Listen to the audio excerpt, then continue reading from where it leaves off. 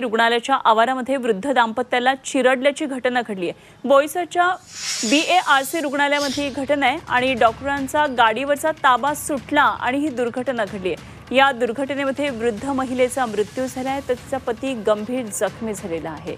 बोईसरच्या BARC रुग्णालयातली ही घटना आहे।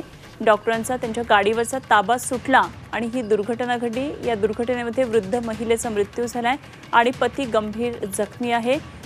रुग्णालयाच्या आवारात वृद्ध दाम्पत्याला चिरडल्याची ही घटना घडली आहे। बोईसरमधल्या BARCच्या रुग्णालयामधली ही घटना आहे। डॉक्टरांच्या गाडीचा हा ॲक्सिडेंट झाला आहे।